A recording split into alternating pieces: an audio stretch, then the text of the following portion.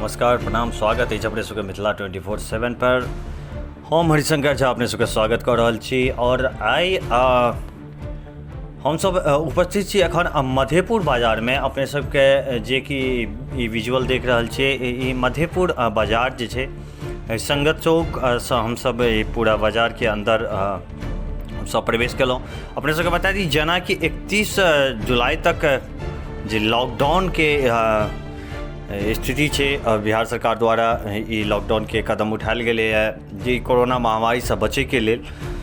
ततः लॉकडाउन के की स्थिति अछि से अपने सब देख सकै छियै। पूरा बाजार जतऽ बंद करायल गेलै है ततऽ अपने सब देख सकै छियै आधा शटर खोलि के बहुत जगह पूरा शटर खुजल छै।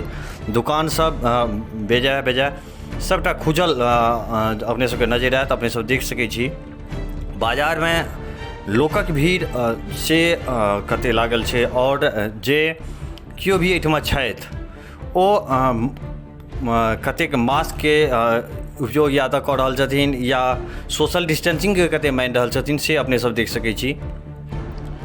आइ हमसब ई अपने सबके ताज़ा अपडेट दऽ रहल छी। ई आजुक ई विजुअल अपने सबके देख सकै छियै ई मधेपुर बाजार के छी जतऽ लॉकडाउन के साक्षात धज्जी उड़ि रहल छै। एहिठमा अपने सब देख सकै छियै जे एहिठमा आवाजाही जे लोक सब कऽ रहल छथि तिनका मुँह पर न मास्क छनि न सोशल डिस्टेंसिंग के पालन भऽ रहल छै।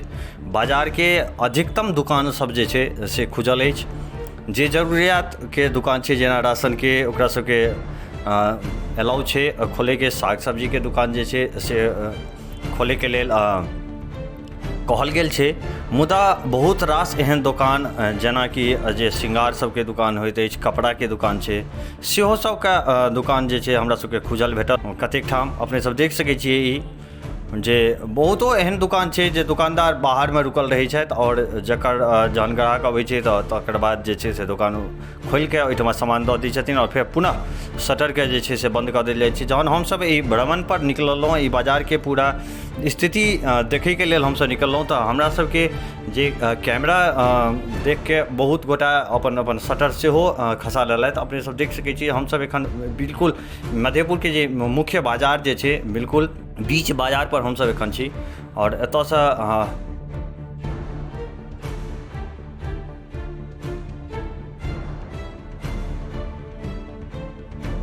अपने सब देख सकै छियै जे कोन तरह से सोशल डिस्टेंसिंग के पालन भऽ रहलै है एहिठमा आ कोन तरह के जे लॉकडाउन छै तकर अपने सब देख सकै छियै एहिठमा प्रशासन के जे एहिठमा नियुक्त कयल गेल छै लेकिन तकर बावजूद जे लोकक आवाजाही छै ताहि पर कतहु कोनो प्रतिबंध नहि छै।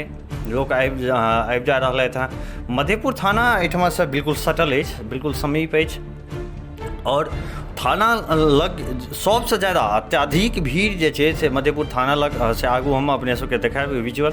अपने सब देख सकै छियै लगातार दुकान सब जे छै से ततऽ कोना खुजल अछि दुकान सब। जे जरूरियात राशन के दुकान छै से तऽ चलू ठीक छै। अपने सब ई देख सकै छियै एहिठमा ई कपड़ा के दुकान छै श्रृंगार के दुकान छै ई सब सेहो खुजल अछि।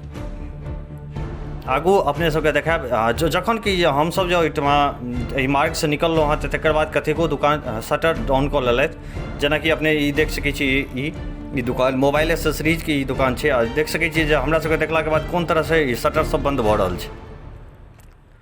लगातार अपने सबके अवगत करा रहल छी जे मधेपुर के बाजार के जे स्थिति अछि एखुनका बनल स्थिति अछि कोन तरह के स्थिति अछि और कतेक एहिठमा जे छै से एहतियात बरतल जा रहल छै कोरोना महामारी के लऽ के। अपने सब देख सकै छी इलेक्ट्रॉनिक दुकान सेहो खुजल अछि। बाजार में लोक बिल्कुल निडर भऽ के आवाजाही अपन कऽ रहल छथि अपन जरूरत के सामान के खरीदारी कऽ रहल छथि। अपने सब देख सकै छी कोना आधा शटर उठल छै और तकर बाद ई कपड़ा के दुकान अपने सब देख सकै छी जे कोन स्थिति में एहिठमा खुजल छै। आब एतऽसँ पुलिस स्टेशन जे कहिए से कोनो बहुत ज़्यादा दूर नहीं बहुत नज़दीक बहुत समीप में छै एहिठमा से और प्रशासन बिल्कुल अनभिज्ञ छथि एहि सब पर। प्रशासन के बिल्कुल कोनो भी तरह के जे कार्रवाई कहिए से बिल्कुल नहीं भऽ रहल अछि। अपने सब देख सकै छियै जे ई सुभाष चौक के स्थिति छै मधेपुर के सुभाष चौक जे अछि ओतुका ई दृश्य अछि और ई देखियो अपने सब जे कतेक तादाद में लोक एहिठमा छथि और बिल्कुल अपने सब देख सकै छी जे मास्क के प्रयोग कते कम भऽ रहल छै। बहुत कमे एहन लोग भेटता जिनका मुँह पर मास्क छै।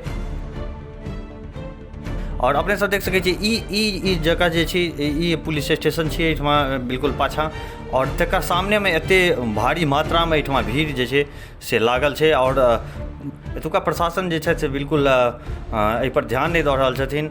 अपने सब देख सकै छी जे कोन तरह के स्थिति एहिठमा बनल अछि और कतेको भीड़ जे छै से लागल अछि। कोरोना महामारी से बचे के लेल जहाँ तक सरकार भऽ रहल छै से ई पुनः दोबारा जे छै से लॉकडाउन कयल गेल। 15 दिन का लेल 31 जुलाई तक लॉकडाउन छै। और तय के क्रम में अपने सब मधेपुर बाजार के अपने सब स्थिति देख सकै छियै जे कोन तरह के एहिठमा भीड़ जे छै से कतेक तादाद में एहिठमा भीड़ लागल छै। एहिठमा बैंक छै और तकर बाद बगल में देखियो अपने सब जे कते लोग एहिठमा आवाजाही कऽ रहल छथि। आ सोशल डिस्टेंसिंग के तऽ बिल्कुल एहिठमा धज्जी उठि रहल छै। कतौ भी हमरा सबके मास्क लगा कऽ चलनिहार बहुत कमे लोग भेटलथि। एहन बात नहीं छै जे नहीं लगेने छथि, लेकिन लगेने छथि, लेकिन बहुत कम तरह के लोग, बहुत कम लोग। और आगू अपने सब के हम सब देखाबी छी जे आगू जे छै से कतेको सैलून सेहो खुजल अछि।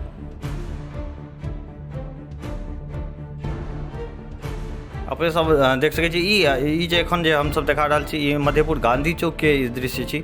और एहिठमा अपने सब देख सकै छी हमर दहिना में ई विजुअल देख सकै छी अपने जे एहिठमा कतेक सैलून जे छै से खुजल अछि।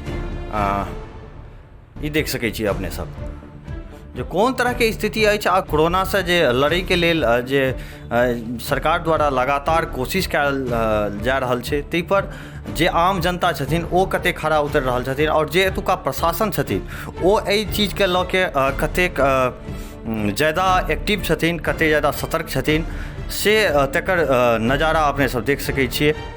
इससे जुड़ल जानकारी के संग एक बेर पुनः अपने सबके समक्ष उपस्थित है। ताबत तक अपने सब बनल रही मिथिला 24/7 के संगे। और संगे एकटा अपने सबसे आग्रह, जो एखन तक चैनल के सब्सक्राइब नहीं करने छी तो अपने सबसे आग्रह जे चैनल के सब्सक्राइब करी। वीडियो नीक लगैत हुए तो लाइक करी, शेयर करी, कोनो सुझाव हुए तो कमेंट करी।